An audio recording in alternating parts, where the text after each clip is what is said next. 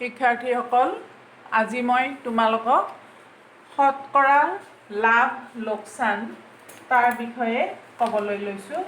এতিয়া প্ৰথমতে মই এটা উদাহৰণ লৈছোঁ যে আমি ধৰি লৈছোঁ এটা ৰেডিঅ'ৰ কিনা দাম 500 টকা আৰু বেচা দাম 560 টকা। ইয়াত আমি দেখিলোঁ বেচা দাম কিনা দামতকৈ ডাঙৰ। এতিয়া আমি আগৰ ক্লাছত কৈছিলোঁ তোমালোকক মই যে যদি বেচা দাম কিনা দামতকৈ ডাঙৰ হয় তেতিয়াহ'লে দোকানীজনৰ লাভ হ'ব। গতিকে যিহেতু বেচা দাম গ্ৰেটাৰ দেন কিনা দাম, সেয়েহে ইয়াত লাভ হ'ব। আৰু লাভ কিমান হ'ব সেইটো উলিওৱা সূত্ৰটো আছিল লাভ ইজ ইকুৱেল টু বেচা দাম বিয়োগ কিনা দাম। এইটো লাভৰ ক্ষেত্ৰত আছিল, লোকচানৰ ক্ষেত্ৰত কিন্তু এইটো নহয়। ইয়াত যিহেতু লাভ হৈছে গতিকে লাভৰ ক্ষেত্ৰত লাভ ইকুৱেল টু বেচা দাম বিয়োগ কিনা দাম। বেচা দাম 560 টকা বিয়োগ 500 টকা কিনা দাম, গতিকে লাভ হ'ল 60 টকা।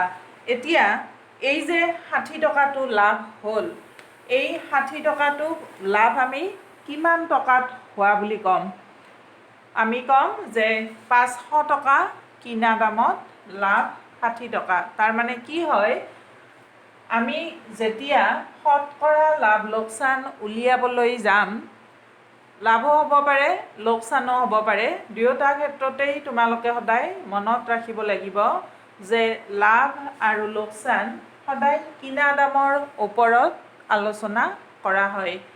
গতিকে ইয়াত লাভ 60 টকা হ'ল, গতিকে 60 টকা লাভ কিমান টকাত হোৱা বুলি আমি ক'ম যে 500 টকা কিনা দামত লাভ হ'ল 60 টকা। এতিয়া আমি লিখিম যে এতেকে 500 টকা কিনা দামত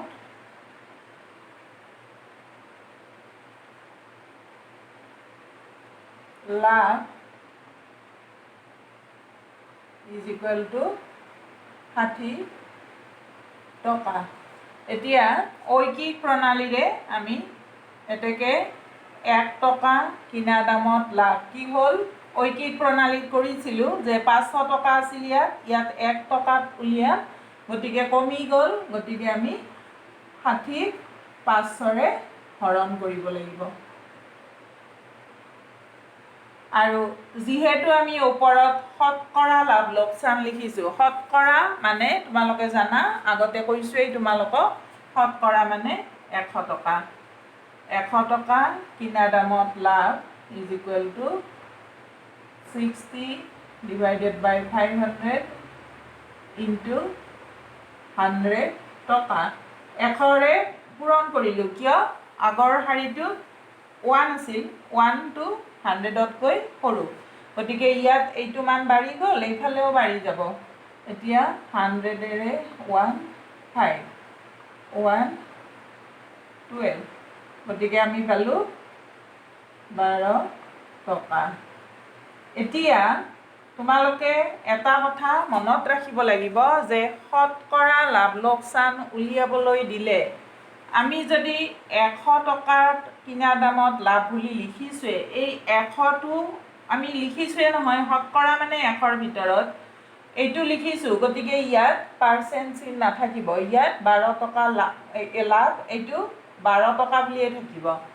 এতেকে মই যদি আকৌ লিখোঁ যে এতেকে শতকৰা লাভ সমান 12 টকা লিখিব লাগিব। যদি শতকৰা শব্দটো লিখিছোঁ, এইফালে পাৰ্চেণ্ট চিন দিব নোৱাৰা। আৰু যদি আমি এনেকৈ লিখোঁ, অকল শতকৰা নিলিখোঁ, লাভ ইজ ইকুৱেল টু 12%, তেতিয়া পাৰ্চেণ্ট চিনটো দিব পাৰিবা।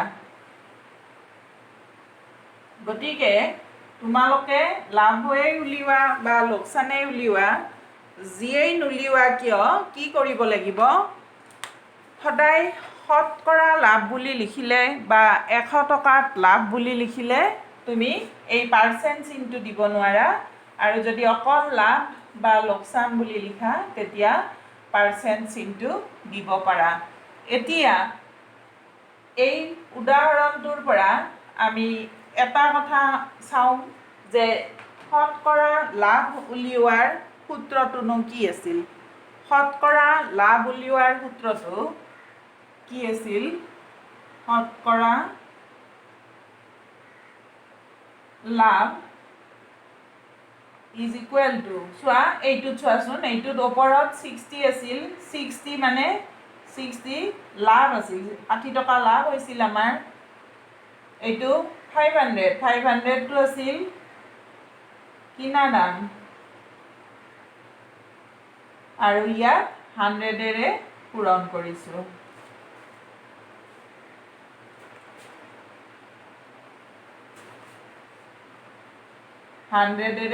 পূৰণ কৰিলোঁ। তাৰমানে এই উদাহৰণটোৰ পৰা আমি গম পালোঁ যে শতকৰা লাভ উলিওৱাৰ সূত্ৰটো হ'ব 60 টকাটো যিহেতু লাভ আছিল, এইটো লাভ 500 টকা কিনা দাম আছিল, কিনা দাম ইনটু এইটো 100, এইটো হ'ব শতকৰা লাভ উলিওৱাৰ সূত্ৰ। একেদৰে শতকৰা লোকচানৰ ক্ষেত্ৰতো একেই হ'ব এইটো, যে শতকৰা লোকচান ইজ ইকুৱেল টু হ'ব লাভৰ ঠাইত এইবাৰ লোকচান হ'ব ডিভাইডেড বাই কিনা দাম ইনটু 100, এইটো হ'ব লোকচান উলিওৱাৰ সূত্ৰ। গতিকে তোমালোকে এই সূত্ৰ দুটা ভালদৰে মনত ৰাখিবা। তাৰপিছত এতিয়া আমি উদাহৰণ দুটামান কৰি লওঁ আগতে, তাৰপিছত অনুশীলনী 8E লৈ যাম। কি হ'ল? উদাহৰণ 1 নম্বৰ, মই প্ৰশ্নটো নিলিখোঁ কাৰণ তোমালোকক মই প্ৰশ্নটো PDF ফাইলটোত দিয়েই দিম। গতিকে যিহেতু PDF ফাইলত প্ৰশ্নটো দি দিম, গতিকে কি কৰিম, মই ইয়াত প্ৰশ্নটো নিলিখোঁ। আমাক 1 নম্বৰ উদাহৰণটো আছিল এখন চাইকেলৰ কিনা দাম 1200 টকা। চাইকেলখন 8% লাভত বিক্ৰী কৰিলে বেচা দাম কিমান হ'ব? আমাক দিয়া আছিল চাইকেলখনৰ কিনা দাম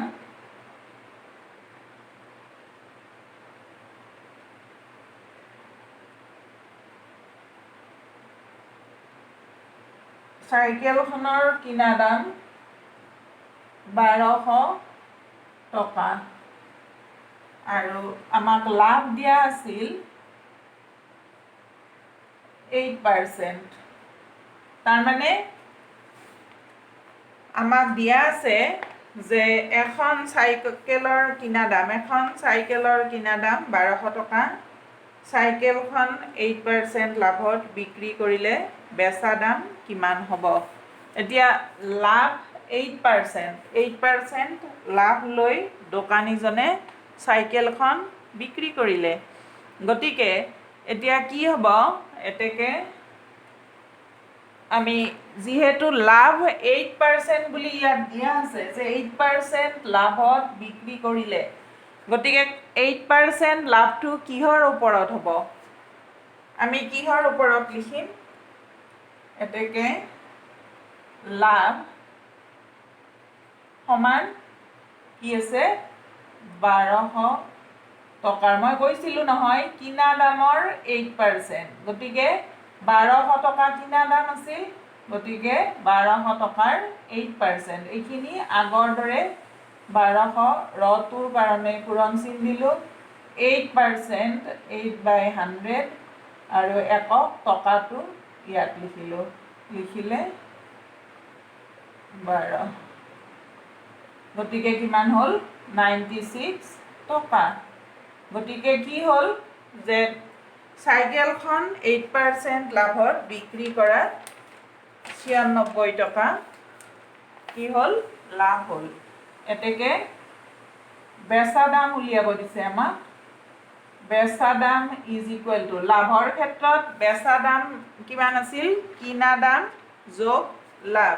তোমালোকে সদায় লাভ আৰু লোকচানৰ কথাটো প্ৰথমে মনত ৰাখিবা, কাৰণ দুইটা ক্ষেত্ৰতেই সূত্ৰ দুটা বেলেগ বেলেগ হয়।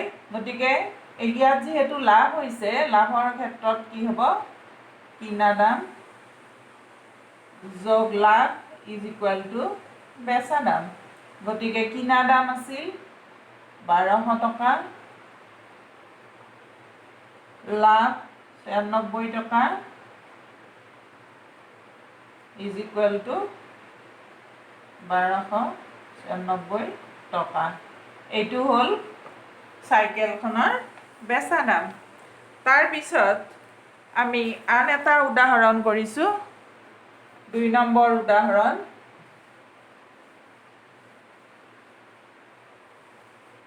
দুই নম্বৰ উদাহৰণত দিয়া আছে এটা টিভি 15,000 টকাত কিনি 16,250 টকাত বিক্ৰী কৰা হ'ল, শতকৰা লাভ কিমান? গতিকে আমাক দিয়া আছে কিনা দাম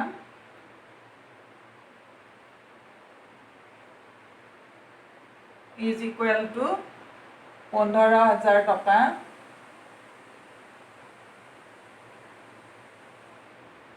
বেচা দাম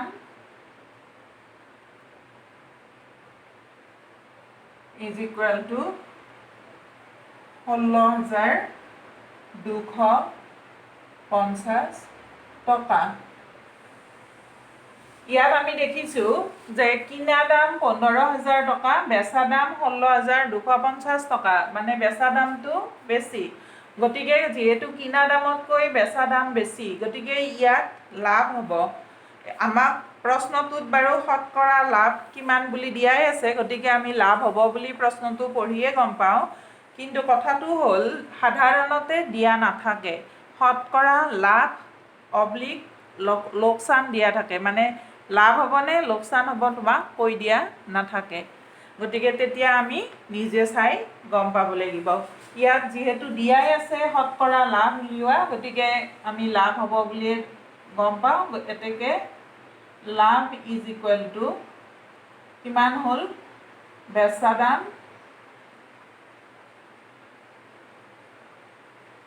বিয়োগ কিনা দাম। বেচা দাম 16,250 টকা আৰু কিনা দাম 15,000 টকা। গতিকে কিমান হ'ব, 1,250 টকা। এইটো লাভ হ'ল। এই লাভটো কিহৰ ওপৰত হ'ব? মই কৈছিলোঁৱেই যে লাভ বা লোকচান সদায় কিনা দামৰ ওপৰত হয়। গতিকে আমি কি কৰিম, কিনা দামৰ ওপৰত লাভ বা লোকচান হ'ব। আৰু ইতিমধ্যে মই তোমালোকক শতকৰা লাভ বা লোকচান উলিওৱা সূত্ৰকেইটা লিখি দিছোঁ। গতিকে আমি এতিয়া লিখিম এতেকে, শতকৰা লাভ ইজ ইকুৱেল টু, সূত্ৰটো আছিল লাভ ডিভাইডেড বাই কিনা দাম ইনটু 100।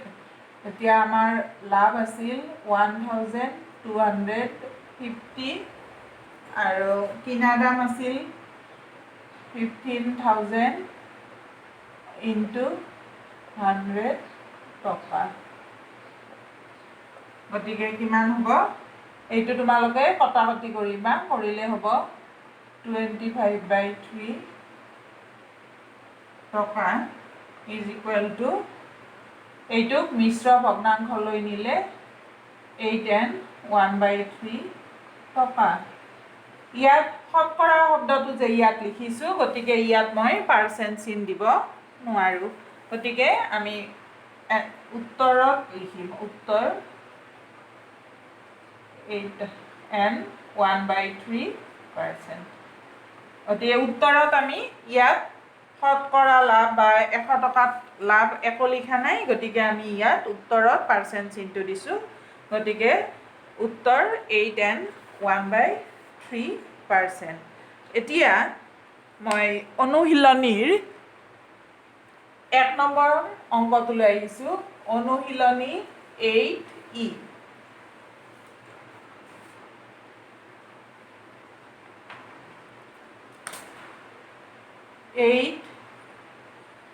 অনুশীলনীৰ 1 নম্বৰ অংক।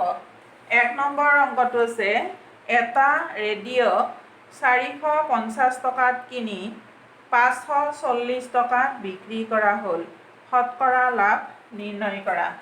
গতিকে আমি লিখিম কিনা দাম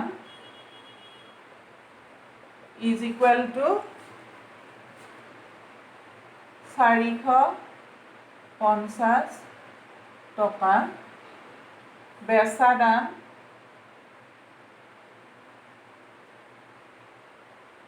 ইজ ইকুৱেল টু 540 টকা। এতিয়া আমাক আগৰ অংকটোৰ উদাহৰণত কৰা অংকটোৰ দৰে শতকৰা লাভ নিৰ্ণয় কৰা বুলি দিয়া আছে। গতিকে আমি জানোৱেই ইয়াত লাভ হ'ব বুলি। গতিকে এতেকে লাভ ইজ ইকুৱেল টু কিমান হ'ব, বেচা দাম বিয়োগ কিনা দাম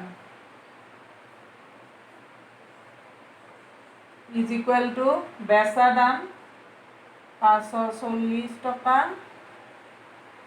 বিয়োগ কিনা দাম 450 টকা ইজ ইকুৱেল টু 90 টকা। কি হ'ল, আমাৰ লাভ হ'ল 90 টকা। এতেকে আমাক কি উলিয়াব দিছে, শতকৰা লাভ। শতকৰা লাভ ইজ ইকুৱেল টু কি হ'ব, শতকৰা লাভৰ সূত্ৰটো আছিল লাভ ডিভাইডেড বাই কিনা দাম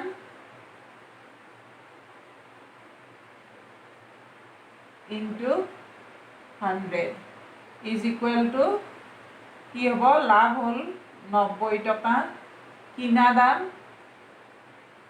450 টকা ইনটু 100 টকা। এইখিনি কেলকুলেশ্যন কৰিলে আমি পাম আমি যদি কটাকটি কৰোঁ, কৰিলে পাম 1, এইটো 5, 5এৰে 1, এইটো 20 ইজ ইকুৱেল টু 20 টকা। এতেকে উত্তৰ 20%। আমি এনেকৈ লিখিব লাগিব। তাৰপিছত আহিছোঁ আমি 2 নম্বৰ অংকটোলৈ।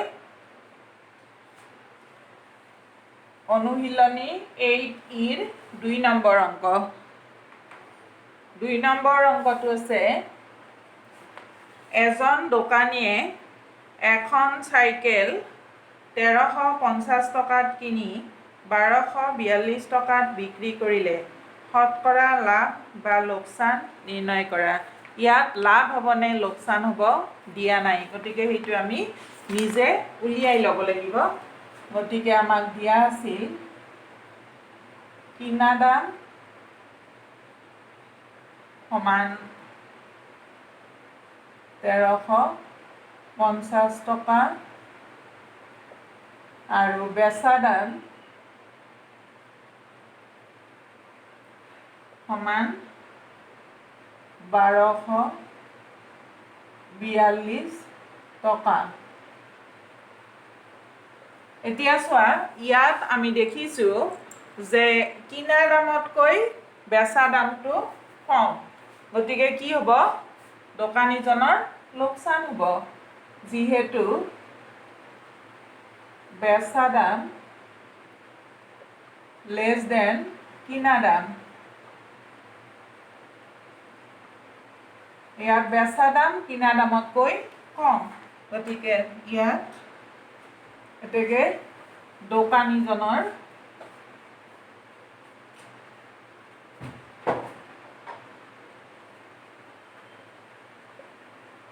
লোকচান হ'ব।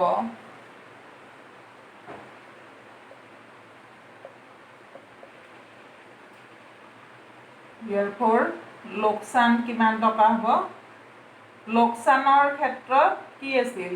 লোকচান ইকুৱেল টু কিনা দাম, কাৰণ যিহেতু লোকচানত কিনা দামটো বেছি থাকে, বেচা দামটো কম থাকে, গতিকে কিনা দামৰ পৰা বেচা দামটো বিয়োগ কৰিব লাগিব। গতিকে কিনা দাম আছিল 1350 টকা আৰু বেচা দাম আছিল 1242 টকা ইজ ইকুৱেল টু কিমান হ'ব?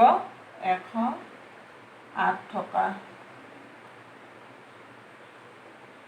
তাৰমানে আমি লোকচানটো উলিয়াই ল'লোঁ।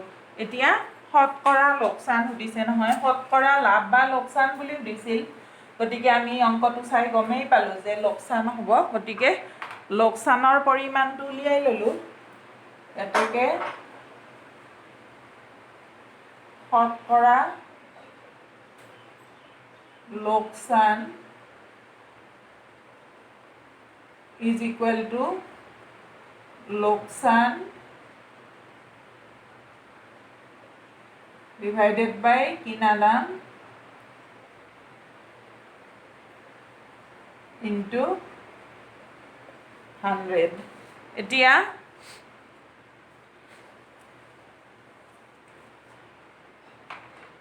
ইয়াত আমি কিমান লোকচান পাইছিলোঁ?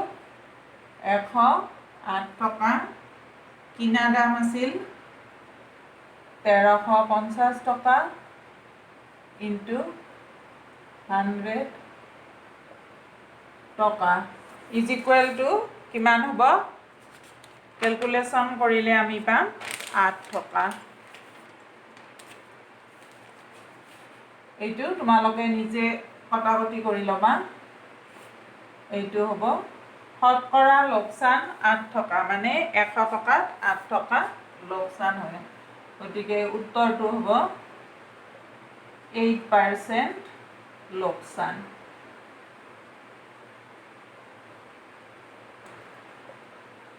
আমি একো যে লিখা নাই আগৰ অংকটোত আমাক শতকৰা লাভ উলিয়াইছিলোঁ, লিখা নাছিলোঁ।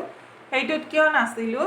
প্ৰশ্নটোত শতকৰা লাভ নিৰ্ণয় কৰা বুলি দিয়া আছিলে, সেইকাৰণে লিখা নাছিলোঁ। লিখিলে লিখিবও পাৰা তোমালোকে, একো নাই।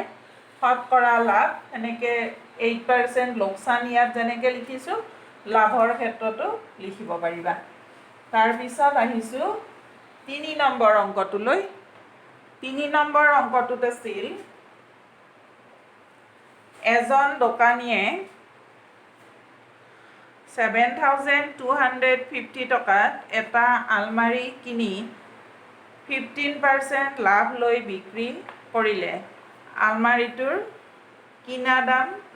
বেচা দাম কিমান উলিয়াব দিছে।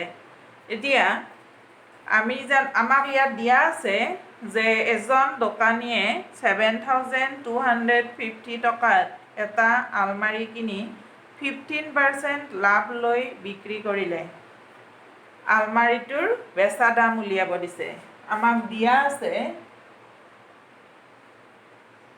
আলমাৰিটোৰ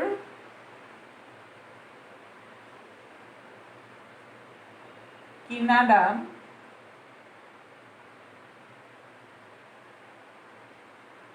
সমান 7,250 টকা। আৰু কি দিয়া আছে? 15% লাভ লৈ বিক্ৰী কৰিলে। এতেকে আমাক দিয়া আছে লাভৰ পৰিমাণ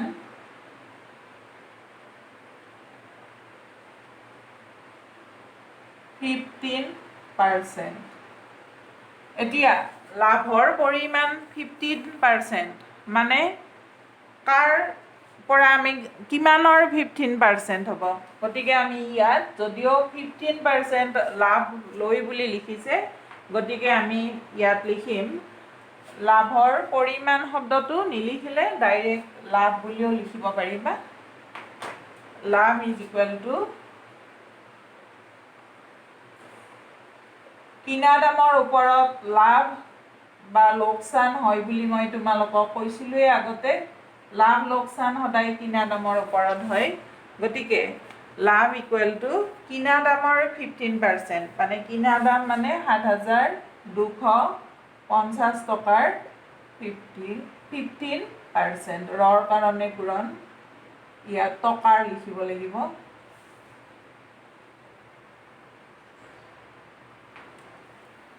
ইমান টকাৰ 15%। এতিয়া ৰটোৰ বাবে পূৰণচিন 15%, এইটোৰ বাবে 15/100 আৰু টকাটো, এই টকাটো 100 ইয়াত লিখিছোঁ। লিখিলে এইখিনি লঘিষ্ঠ আকাৰলৈ নিবা তোমালোকে, নিলে আমি পাম 2175/2 টকা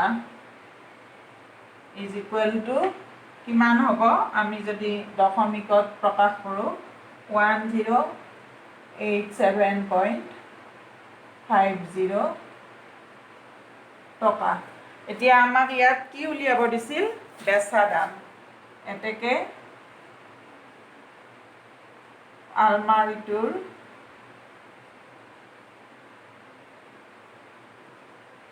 বেচা দাম, আমাৰ ইয়াত অংকটোত লাভ হৈছিল, গতিকে বেচা দাম ইকুৱেল টু কি হ'ব, কিনা দাম যোগ লাভ।